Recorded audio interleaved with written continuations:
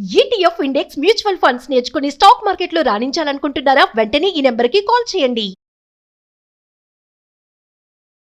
నమస్తే రమ్మగారు. నమస్తే జయ. రమ్మగారు, మనం బట్టి విక్రమార్కుల కథల్లో చెప్పుకుంటున్నాం. ఒక్కో మెట్టుకి కొన్ని కథలు చెప్పుకుంటూ ఉన్నాం. మరి బేతాళుడి సహాయంతో విక్రమార్కుడు ఏ విధంగా ముందుకెళ్ళాడు? ఆ యువరాణిని కాపాడగలిగాడా? నవ్వితే ముత్యాలు రాలటం ఎంత అద్భుతమైన విషయం కదా రమ్మగారు. అలాంటి వాళ్ళు ఎవరైనా దొరికితే బాగుండండి. నవ్వితే రత్నాలు రాలే యువరాణి కూడా ఒకటి వస్తుంది. ఇప్పుడు ఓహో, వస్తుంది దీని తర్వాత. ఓకే. సరే, ఏం చేశారు? తెలిసింది ఇతన్ని ఎలా సంహరించాలని. సరే, భేతాళుడు ఈయన ఇద్దరు ప్లాన్డ్గా పెట్టుకున్నారు. మర్నాడు మళ్ళీ కాపాలికుడు వస్తాడు. ఆ కాపాలికుడు వచ్చేటప్పుడు 2 గుమ్మాలు ఉన్నాయి ఆ అంతఃపురానికి. అతను లోపలికి రావాలి, మొదటి గుమ్మంలో పొంచి ఉండాలి అక్కడ. అయితే భేతాళుడికి ఇదేం చెప్పాడంటే, భేతాళుడా, నువ్వు రక్తం కింద పడకుండా చేయగలవా అంటే, ఆస్వాదించటమే మొత్తం, నోటితో పట్టుకోవాలి. అయితే సరే, నేను ఇతని తల నరుకుతాను. ఆ తలలోంచి, శిరస్సులోంచి నెత్తురు కింద పడకుండా నువ్వు ఆపి, నువ్వు రక్తం మొత్తం పీల్చేసి శిరస్సుని యజ్ఞకుండంలోకి విసిరేసి, వీడి మొండాన్ని నేను భూమి మీదకి రానివ్వకుండా చేస్తాను. బాగుంది. 2 గుమ్మాలు దాటాలి. ఈ గుమ్మం నుంచి ఆ గుమ్మాలకి, రెండో గుమ్మంలోకి వెళ్తే, గుమ్మం దాటితే యజ్ఞకుండం ఉంది. దాటేటప్పుడు కొట్టాలి. అప్పుడు బాడీ యువతలు పడిపోతుంది. తల వెళ్ళిపోయి అందులో పడిపోవాలి. సరే, ఈ ఆలోచన చేసుకుని ఏం చేశారు? అతను వచ్చి యువరాణిని రక్షించటానికి ముందే అతన్ని అతికించాలి తల. కాపాలికుడు లోపలికి రావటం ఏమిటి? విక్రమార్కుడు కాస్త తన దగ్గర ఉన్న నవరత్న ఖచ్చిత ఖడ్గం కాళికాదేవి ఇచ్చింది. దాంతో మెడ విసిరేసాడు. కొట్టేసేసరికల్లా ఆ ఎగిరి అవతల పడుతున్న తలని అమాంతం పట్టుకున్నాడు భేతాళుడు. ఒక్క చుక్క నెత్తురు రానివల బయటికి. గుమ్మంలో నుంచి ఆ పడే లోపల కొంత ధార వస్తుంది కదా, ఆ ధార మొత్తం లాగేశాడు. తలని తీసుకెళ్ళి దాంట్లో పడేసేసాడు. యజ్ఞకుండంలో పడిపోయింది. అది కాలాలి. ఈ లోపల ఈయనేం చేశాడు? ఈ శరీరాన్ని భూమి మీద నుంచి లేవదీసేసి పైకి ఎగరేసి కత్తితోటి ఇట్లా నిలబెట్టి ఉంచాడు. శరీరం అక్కడక్కడ ఎక్కువసేపు ఒకే చోట బ్యాలెన్స్ అయి ఉండదు. వదలటం, మళ్ళీ కత్తితోటే ఇట్లా ఇట్లా బంతాడినట్టు ఆడుతూ ఆ శరీరాన్ని కిందకి రానివ్వాలి. వాడి శిరస్సు నుంచి వచ్చిన రక్తం కింద పడలేదు.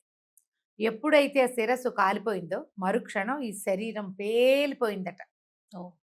దాంట్లోంచి మొత్తం నల్లని పొగ బయటికి వెళ్ళిపోయింది. అతను ఏం చెప్పాడు? ఈ యజ్ఞవేది అమ్మవారి పీఠం దగ్గర ఉన్నటువంటి దాన్ని పగలగొడితే అందులో జీవాలు ఉన్నాయి. దాన్ని పగలగొట్టడానికి అది బలిపీఠం. అక్కడ ఏదైనా బలిస్తే కానీ ఆ పీఠం పగలదు, అమ్మవారిది అది. అప్పుడు వీళ్ళు ఒక ఏనుగుని ఎక్కొచ్చారు ఇక్కడికి. ప్రయాణం చేసి వచ్చాడు కదా, భేతాళుడికి చెప్పాడు, అక్కడున్న ఏనుగుని తీసుకురా, ఏనుగుని బలిద్దామని. ఆ బలిపీఠం మీద ఏనుగుని బలిచ్చి అప్పుడు ఆ కిందున్న ఆ కుండాన్ని పగలగొట్టాడు. పగలగొడితే ఆ తామర దద్దులాగా ఉందన్నమాట. అది ఇట్లా ఉండి పైన పీఠం ఉంది, బలిపీఠం. పగిలేసరికి అందులో నుంచి జీవాలన్నీ బయటికి రాగానే ఇక్కడ అన్ని శవాల కుప్పలున్నాయి అంతఃపురం మీద. దీని నిండా ఉన్నారు కదా, అందరూ లేచి ఎవరి దారిని వాళ్ళు నడుచుకుంటూ పోతున్నారు. ఓహో, ఏదో జరిగిందని తెలుస్తోంది. ఏం జరిగిందో ఎవరికీ తెలియదు. అప్పటికి వాళ్ళు అలా పడిపోయి కొన్ని నెలలైంది. తేడా తెలుస్తోంది ఏదో, కానీ ఏమిటో తెలియటం. రాజుకు కూడా జీవం వచ్చేసింది. మౌక్తికాంబని బతికిచ్చాడు. ఆమె మెడ అంటించారు. ఆ మంత్రదండంతో మెడ అతుక్కుపోయింది. ఆమె లేచింది. లేచి తండ్రి దగ్గరికి వెళ్ళింది. తండ్రి అడిగాడు, అమ్మా ఏం జరిగింది? ఆ ముని వచ్చాడు కదా, ఆయన ఏదో ఉపద్రవానికి పూనుకున్నట్టుగా కనపడింది, ఏం జరిగిందంటే ఈ మొత్తం కథ అంతా చెప్పాక విక్రమార్కుడు తన ఒరిజినల్ స్వరూపంతో వీళ్ళకి కనపడ్డాడు. నేను రాజా విక్రమార్కుడిని చెప్పాడు. వాళ్ళు ఎంతో సంతోషించారు. ఇంతకాలం అయింది మేము మీ పేరు వింటమే కానీ ఎప్పుడు మిమ్మల్ని చూసే అవకాశం రాలేదు. అదే ఈ దౌర్భాగ్యుడు ఒకడు మా నెత్తి మీదకి రావటం వల్లే మీరు ఇక్కడికి వచ్చారు.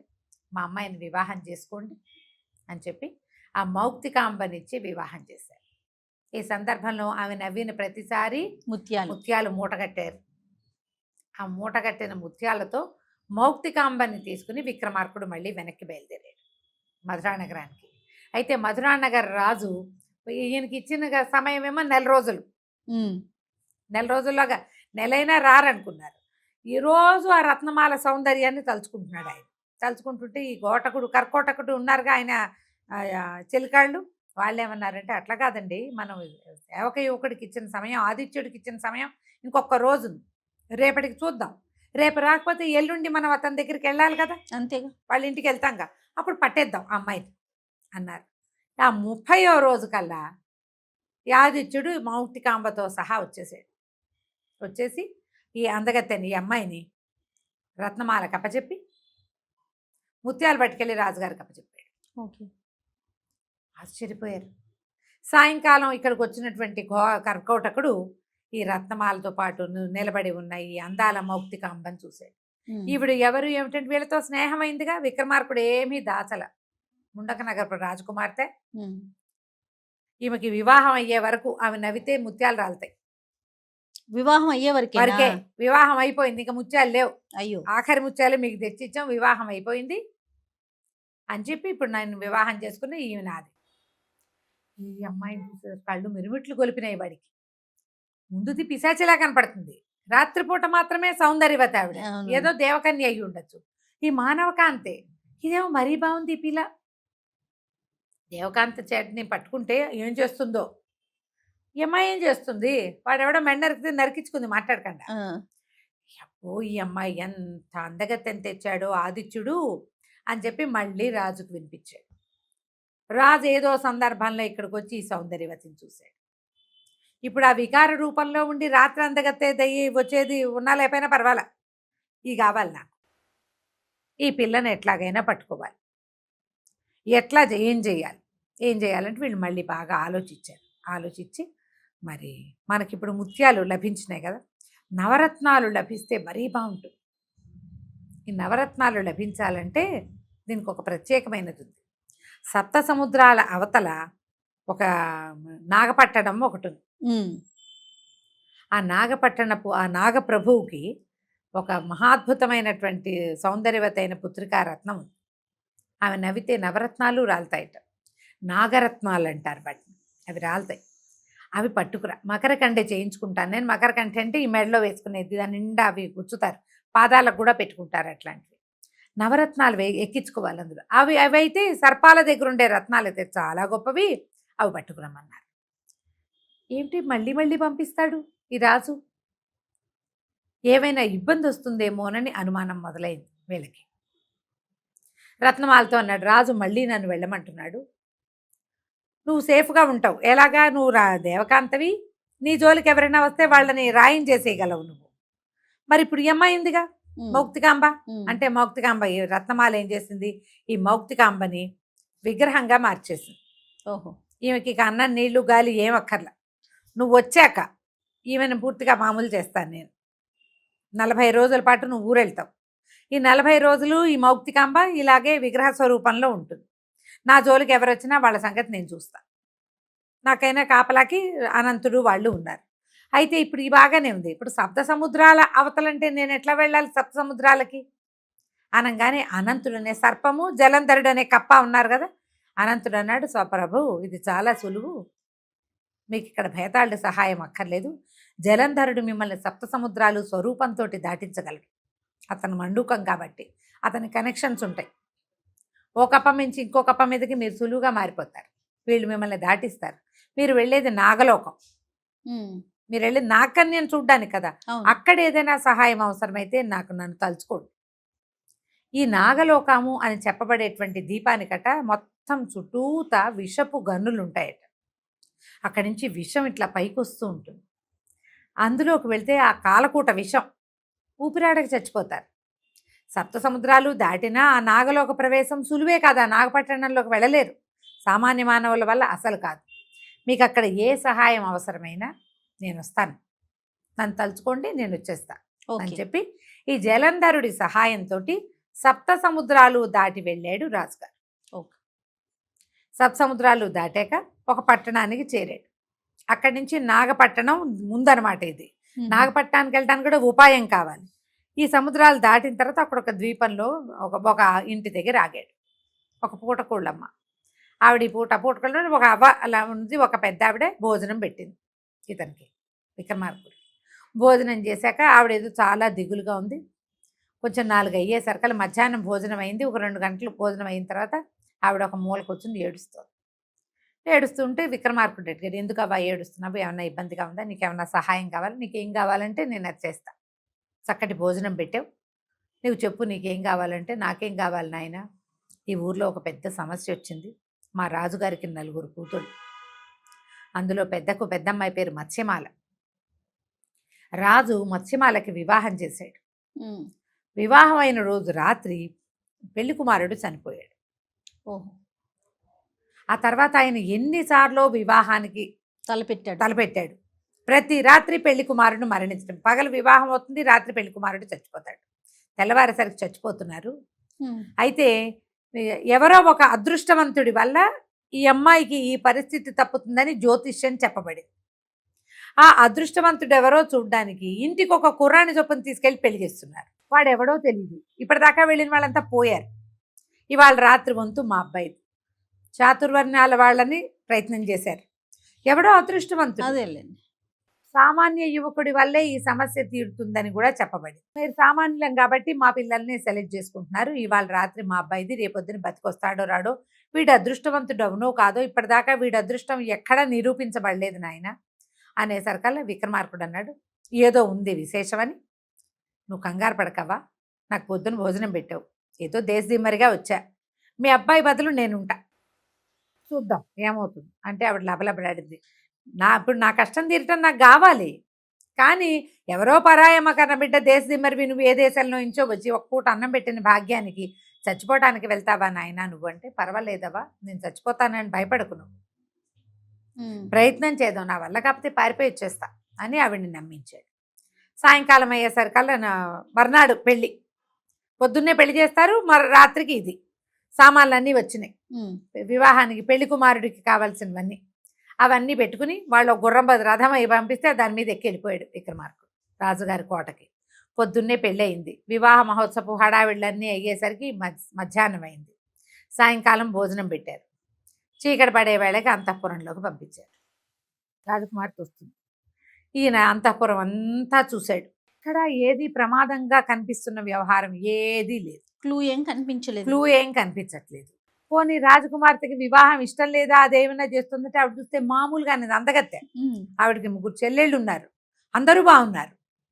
రాజు కూడా నిజాయితీపరుడుగానే కనపడతాడు. సంథింగ్ ఫిషీ ఫీలింగ్ రావటల్లా ఇక్కడ ఏమి. సరే అంతా తిరిగాక ఈయన భేతాళుడిని తలుచుకున్నాడు. ఇక్కడ ఏదో జరుగుతోంది, అది మామూలు నేత్రానికి తెలియటల్లా. ఏం జరుగుతుందో వింత చూడమన్నాడు. ఈయన భేతాళుడు ఆ ముందు జరిగిందంతా చూసి, నువ్వు ఏ పట్టణానికి, నాగపట్టణానికి వెళ్ళాలి, నువ్వు రాజకుమార్తె నవరత్నాలు నవ్వుతుంది, రత్నహాస, ఆమె నవ్వితే నవరత్నాలు రాలుతాయి. ఆమెకు ఒక అన్నయ్య ఉన్నాడు, ఆదిశేషు అతని పేరు. ఆయన ఒక సర్పం, అంత సర్పాలు కదా, మనం వెళ్ళేదే నాగకన్య దగ్గరికి. అతను ఈ రాజకుమార్తెల్ని ఆశించి ఇక్కడికి వస్తున్నాడు రోజు. ఏ యువరాజు ఎవరు వచ్చినా, యువరాజు కాదు, ఎవడు వచ్చినా ఆ అమ్మాయి పక్కన పడుకోగానే వాడొచ్చి వీని కాటేసి వాడి రూపంలో ఈ రాణితోటి, ఈ యువరాణితోటి ఉంటాడు. తెల్లవారేసరికి తను వెళ్ళిపోతాడు. రాత్రి నాతో ఉన్నాడు, వీడు చచ్చిపోయాడు అంటుంది అమ్మాయి. యువరాణికి ఏమన్నా ఉన్నాయంటే ఆవిడకి ఏమీ లేవు వేరేవి. ఇది జరుగుతోంది. సర్పం వస్తుంది, అతను దారిలో ఉన్నాడు. దీనికి ఒక సొరంగ మార్గం ఉంది. సర్పం ఏముంది, ఇంత కంతలో నుంచి వచ్చేస్తుంది. నాగపట్టణం నుంచి ఈ పట్టణానికి సొరంగ మార్గం ఉంది. ఆ మార్గంలో ఇంచే ఆ సర్పం వస్తుంది, డైరెక్ట్గా వచ్చేస్తుంది. ఈ రాజకుమార్తెని అవైల్ చేస్తున్నాడు వాడు, సర్పరాజు. వీళ్ళని చంపేస్తున్నాడు. సర్పం లోపలికి వచ్చినప్పుడు, చంపద్దు, నీకు అక్కడ పని ఉంది, నాగపట్టణంలో పని ఉంది కదా, తోక మాత్రం కత్తిరించమని చెప్పాడు భేతాళుడు.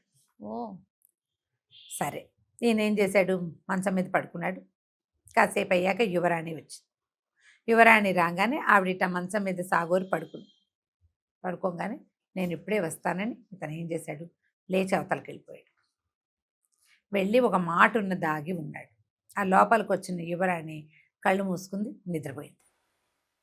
ఈ లోపలికి వచ్చిన సర్పం వచ్చింది, మంచం మీదకి ఎక్కితే మంచం మీద యువరాణి ఒకతే ఉంది. సర్పం అటు ఇటు చూస్తుంది. పక్కనే దాక్కున్న విక్రమార్కుడు లంఘించి తన దగ్గరున్న చంద్రహాసంతో పాము తోక కొట్టేశాడు. కొట్టేయంగానే బుస్సుమంది కానీ తోక తెగేసరికల్లా నెత్తురు గారిపోతుందా, దానికి రిపేర్ చేసుకోవాలి. పరిగెత్తుకుంటూ నాగరాజు వెనక్కి వెళ్ళిపోయాడు. ఈయన పోయి యువరాణిని పలకరించాడు. ఆవిడ ఒక కునుకు తీసింది. కళ్ళు తెరిచి చూసేసరికల్లా కనపడుతున్నాడు. రోజు రాత్రి జరుగుతోందిగా. అతనితో మాట్లాడి కబుర్లు చెప్పుకుని హాయిగా భార్యాభర్త మాట్లాడుకుని నిద్రపోయారు.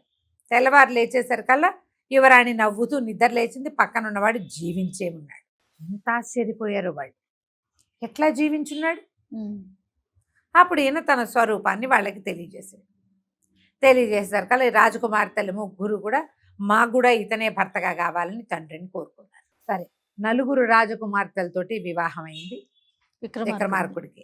రాజకుమార్తెల 4తో కొద్ది రోజులు ఇక్కడ ఉన్నాడు. ఉన్నాక అనంతుణ్ణి పిలిచి నువ్వు నాగపట్టణానికి వెళ్ళి ఆ రాజుతోటి మాట్లాడాలి, మనకి ఈ నవరత్నాలు కావాలి అక్కడి నుంచి. అప్పుడు ఈ అనంతుడు ఏం చేశాడు, ఈయన మొదటికి నిజానికి గంధర్వుడు సర్పరూపంలో ఉన్నాడు కదా. అవును. అప్పుడు ఇక్కడికి వచ్చి ఇక్కడి నుంచి నాగపట్టణానికి వెళ్ళాడు. వెళ్ళి విక్రమార్క మహారాజు మీ పొరుగునున్న నగరపు రాజకుమార్తెలు 4ని వివాహం చేసుకున్నాడు. మరి ఆయనకి మీ కుమార్తెని వివాహం చేసుకోవాలని ఉంది, మీరు సరేనంటే మీ దగ్గరికి వస్తాడు అనేసరికల్లా ఆయన చాలా ఆనందించాడు. విక్రమార్కుడు స్వర్గానికి వెళ్ళి దేవేంద్రుడి దగ్గర నుంచి సింహాసనం తెచ్చుకున్నవాడు. అలాంటి వాడితో కొంతకాలమైన, ఎందుకంటే ఈ నాగరాణులు వీళ్ళందరికీ జీవితం పెద్దది.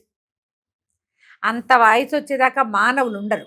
అదే మానవులతో ఒకవేళ వాళ్ళు నాగకన్యలు వివాహాలు చేసుకున్నా వాళ్ళు పోయాక వీళ్ళు వచ్చేస్తూ ఉంటారు వెనక్కి. అలా జరుగుతాయి కొన్ని కథల్లో. ఈయన 2000 సంవత్సరాల జీవిత పర్యంతం కలిగిన వాడు, 1000 ఏళ్ళు బతికే అవకాశం ఉంది కదా. కాబట్టి అట్లాంటి విపరీతమైన వరాలు ఉన్నవాడితోటి వివాహం మాకు కూడా సమ్మతమే, మా రత్నహాసన ఇచ్చి పెళ్లి చేస్తాము రమ్మన్నారు. రమ్మనేసరికల్లా మరి మీ నగరం చుట్టూతా విషపు బావులు ఉన్నాయి కదా, బతికే అవకాశం ఉన్నా కూడా విక్రమార్కుడు మానవుడు, ఆయన మీద విషం ప్రభావం చూపిస్తుంది. అవును అనేసరికల్లా రాజన్నాడు, మాకే అభ్యంతరము లేదు, మేము ఆ గనులన్నింటినీ ముయించి విక్రమార్కుడు వచ్చే దారి సరి చేయిస్తామన్నాడు. దారి సరైపోయింది. విక్రమార్కుడు 4 భార్యలతోటి వెళ్ళి ఆ రత్నహాసని పెళ్లి చేసుకుని ఆమె నవ్వినప్పుడల్లా రాలిన నవరత్నాలన్నీ మూటగట్టించి అవి పట్టుకుని మళ్ళీ వెనక్కి వచ్చేసాడు. మధురా నగరానికి వచ్చాడు. నవరత్నాలు చూస్తే పెద్ద సంచుడు వచ్చినాయి. ఎంతో మళ్ళీ 5 అమ్మాయిలు వచ్చారు. 5 అందగత్తలే, ఏం చేయాలి? సరే, వాడు రాజు భయం ఆ బాధపడుతున్నాడు. ఈ 4 రాజకుమార్తెలతోటి నాగకన్యతోటి ఈయన నగర ప్రవేశం చేసేసి తనకిచ్చిన భవనంలోకి వెళ్ళాడు. వికృత రూపంలో ఉన్న రత్నమాల ఎదురైంది. ఈయన లోపలికి రాగానే గబుక్కున్న రత్నమాల చేతులు పుచ్చుకుని, అబ్బా రత్నమాల నేను ఎంతో మిస్ అయ్యాను అని చెప్పాడనమాట.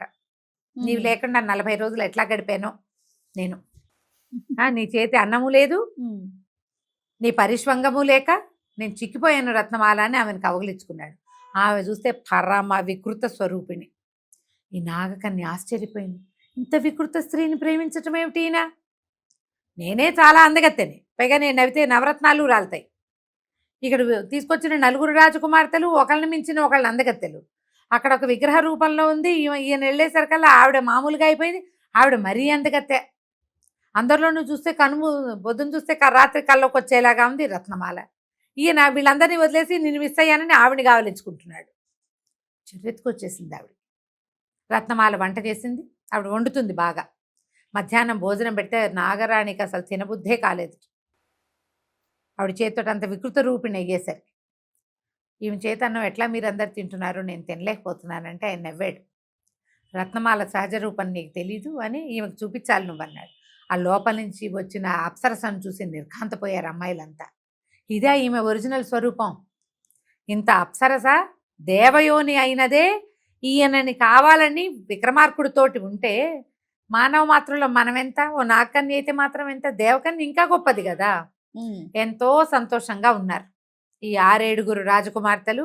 5, 2, 7 ఉన్నారు ఆడవాళ్ళు. చాలు ఆయనకి చాలు. అట్లాంటి వాడు మరి ఆ కాలం అలాంటిది. అయితే ఇంతమంది కన్యలు ఉన్నారని తెలిసేసరికల్లా ఇంకా ఆగలేకపోయాడు ఆ మధురా నగరపు రాజు. ఒకనాటు రాత్రి కర్కోటకుడు వచ్చాడు. ఈ అనంతుడు ఆయనకి పర్మిషన్ ఇచ్చాడుగా, లోపలికి ఎప్పుడు పడితే అప్పుడు వచ్చేస్తారు. లోపలికి వచ్చాడు. కాసేపు అవి వీళ్ళని చూశాక బయటికి వెళ్ళిపోయి రాజుగారిని వెంట పెట్టుకొచ్చాడు. ఈ అనంతుడికి తెలియదు. నేను ద్వారం తలుపేసుకోనా అని అడుగుతాడు ప్రతిసారి. తలుపేసుకోమంటే ఆ అనంతుడు స్వరూపంతో నిద్రపోతున్నాడు.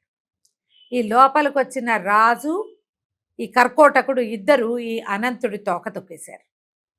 ఆయన పాము స్వరూపంలో పడుకుంటాడు. ఎప్పుడైతే తోక మీద కాలు పడిందో ఆటోమేటిక్గా పడగలేస్తుంది సర్పానికి.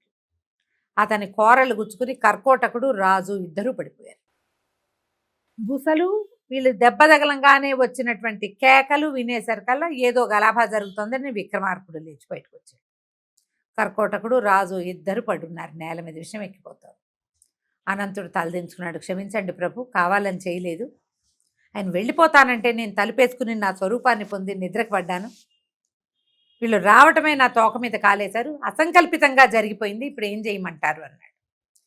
విక్రమార్కుడు అన్నాడు, కర్కోటకుడిని చంపకూడదు. ఎందుకంటే వాడు భృత్యుడు. రాజుకి ఇష్టమైంది చేయటమే వాడి కర్తవ్యం. వాడు కరెక్ట్గా చేస్తున్నాడు. వాడిని బతికించు. రాజుని చంపద్దు. మనం ఈయన ఆశ్రయించి వచ్చాం. కానీ ఇతను తన సేవకుడి భార్యల్ని ఆశించి వస్తున్నాడు. తప్పు కదా. సేవకుడు అంటే కుమారుడితో సమానం. ఆయన ఇచ్చే ఆయన పెట్టే తిండి కదా మనం తినేది. అంతేగా. ఒక ఓనరు, ఒక సర్వెంటు అంటే సర్వెంటు బిడ్డతో సమానం. ఎందుకంటే ఆయన పెట్టిన అన్నమే తింటాడు వీడు. కాబట్టి రాజుకి కాళ్ళు చచ్చిపడిపోవాలి, జీవించాలి. విషం లాక్కోమన్నాడు. అనంతరం ఏం చేశాడు, తన విషాన్ని ఉపసంహరించేశాడు. కర్కోటకుడు బతికి మామూలుగా అయిపోయాడు. రాజుకు మాత్రం కాళ్ళు ఈడ్చుకుపోయింది. కాళ్ళు ఈడ్చుకుంటూ మొత్తానికి ఎట్లాగా గుర్రం మీద పడి అంతఃపురానికి వెళ్ళిపోయాడు. కాళ్ళు పడిపోయినా అతనికి ఆ స్త్రీల మీద వ్యామోహం పోలేదు. మంత్రితో చెప్పాడు, నాకు ఆ స్త్రీలు కావాలి, వీళ్ళు నా రాజ్యంలో ఉండాలి. నా దగ్గర సేవకు వచ్చిన వాడి దగ్గర ఇంత అందమైన స్త్రీలు ఉండటమేమి, అది నాకెందుకు రాలేదు ఈ అవకాశం అంటే మంత్రి అన్నాడు, కాదు ప్రభు, ఆదిత్యుడిని మీరు సేవకుడుగా భావిస్తున్నారు. అతను ఘటన సమర్థుడుగా కనపడుతున్నాడు. మౌక్తికాంబని తీసుకొచ్చినప్పుడే మనకు అర్థం కావాలి. మీరు ఊరుకోలా. మళ్ళీ నాగపట్టణం పంపించారు. అక్కడికి మానవ మాత్రుడు అన్నవాడు వెళ్తే చచ్చిపోవాలి. అక్కడికి వెళ్ళి వాడు అక్కడా చచ్చిపోక, పక్క రాజ్యంలోనూ చచ్చిపోక, అక్కడ పిల్లల్ని ఇక్కడ పిల్లల్ని అందరినీ కట్టకట్టుకుని తీసుకొస్తే వాడు మామూలు వాడా? అతని వెనకాల ఏదో శక్తి ఉందండి. మనం అతన్ని ఏం చేయలేం, వదిలిపెట్టేయండి, ఈ వ్యామోహం మానుకోండి అని చెప్పాడు మంత్రి. రాజుకి ఊరుకోబుద్ధి కావటం. ఆయన చిక్కిపోతున్నట్ట రోజు కోరిక తీరక. నేను ఎందుకు వెనపడిపోయాను, వీడెందుకు ముందుకెళ్ళిపోయాడు, అలాంటి దుఃఖతో 10 రోజులు చూసేసరికల్లా ఈయన సరే ఏమనుకున్నాడు, సరే ప్రభు మీకు ఒక సలహా చెప్తా. మీకు కాళ్ళకి ఇబ్బంది కాదు, వీళ్ళు ఇక్కడ వైద్యం చేస్తున్నారు బోళ్ళంతా, మరీ మంచాన పడిపోలా, కాళ్ళు ఈడ్చుకుంటూ నడుస్తున్నాడు రాజు. కాళ్ళు అయితే చచ్చుగానే ఉన్నాయి. ఇక్కడి నుంచి మీరు ఇక్కడ ఒక ప్రవాహం ఒకటి ఉంది, అదేమంటారు దాన్ని, పాదరసం అట, ఆ లోపల ఉండేది. అక్కడికి తీసుకెళ్ళండి, ఆ గాలి మంచిదని చెప్పి కాళ్ళకి ఆరోగ్యానికి చెప్పారని తీసుకుపోండి. అక్కడికి తీసుకెళ్ళండి, పొరపాటున మీ ఉంగరం అందులో పడేయండి, అది తీసుకురమ్మని ఆదిత్యుడికి పురమాయించండి. అందులో దిగాడా వాడైపోతాడు. 7 అమ్మాయిలు మీకే ఉంటారు, ఇతను అడ్డు ఉండకూడదు, అంతే కదా అనేసరికి సరే ఒప్పుకున్నాడు. విక్రమార్కుడిని ఆదిత్య స్వరూపంలో ఉన్నవాడిని పిలిచి నాకు కాళ్ళకి ఇంత సమస్య ఉంది తీవ్రంగా, ఎన్ని వైద్యాలు చేసినా కొంచెం కోలుకుంటున్నా కానీ పూర్తిగా నా కాళ్ళు స్వాధీనంలోకి రాల. దీనికి మనకు అవతల అక్కడెక్కడో ఉన్నది ఒక రసప్రవాహం, అది చాలా లోతు, కానీ ఆ గాలి మంచిదని చెప్తున్నారు. అక్కడికి వెళ్దాం అనుకుంటాను, నువ్వు నాకు తోడు రమ్మన్నాడు. ఇంతమంది గుంపు ఉంటే పనిమాలని నన్నెందుకు పిలుస్తాడు వీడు, అర్థమైంది. సరే ఇంటికి వచ్చాడు. వస్తే వీళ్ళంతా వద్దన్నారు. రాజు పనిమాల ప్రమాదాల వైపుకి మిమ్మల్ని పంపిస్తున్నాడు, ఆయన నియతి బాగుండలేదు, నిరాకరించమన్నారు. ఎట్లా నిరాకరిస్తాం, ఈయన దగ్గర ఉద్యోగం చేయమన్నాడు శనేశ్వరుడు చెప్పాడు, ఇక్కడ ఉద్యోగం చేయాలి నువ్వని. ఈ ఉద్యోగం చేద్దామంటే మరి చేయాలిగా, ఆయన నెల 1000 హొన్నులు ఇస్తాడు మనకి, ఈ భవనం ఆయన ఇచ్చాడు, మానవ మాతృడుగా జీవించాలి మనం, ఇక్కడ ఏం చెప్పినా చెయ్యాలి. సరే వెళ్దాం అనుకున్నాడు. బేతాళుడిని రమ్మన్నాడు, నువ్వు నా వెనకాలరా. అప్పుడు రాజు విక్రమార్కుడు ఇద్దరు చెరుకో గుర్రం మీద బయలుదేరి వెళ్ళారు. అక్కడ ఏం జరిగింది మనం వచ్చే భాగంలో చూద్దాం. తప్పకుండా రమ్మ గారు. నమస్తే.